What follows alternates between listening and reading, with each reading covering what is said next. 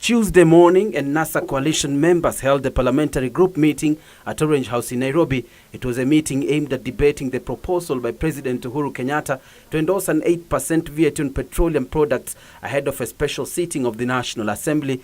The legislators were locked up in a 3-hour parliamentary group meeting chaired by NASA leader Raila Odinga, and when they emerged from the meeting a few minutes at 1 p.m, it was to deliver this news. NASA offers its conditional support for the initiative to cut VAT from the initial 16% to 8%.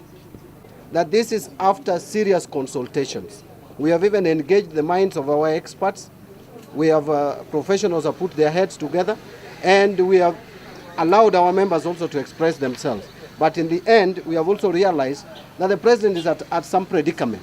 They spelled out their resolutions backing the increment, but not without what they warned were certain conditions that government must meet before the next financial year. NASA is making certain key proposals.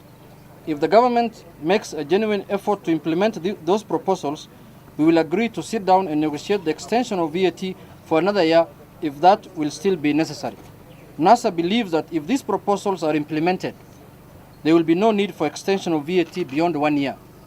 Among the conditionalities is for government to crack the whip against perceived extravagance among public officials, cut down its appetite for borrowing, and review the viability of certain infrastructure projects. While the NASA brigade was making its stand known, Jubilee legislators held a separate parliamentary group meeting over the fate of the proposal. In the meeting, they resolved to support the memorandum calling for a crackdown on looting of public funds. Third Way Alliance leader Kurokot is, however, not reading from the same script.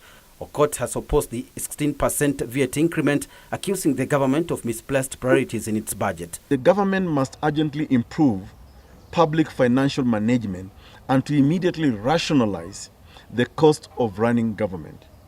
Immediately at the president's disposal is the urgent need to restructure his own government operations and implement far-reaching cost-cutting measures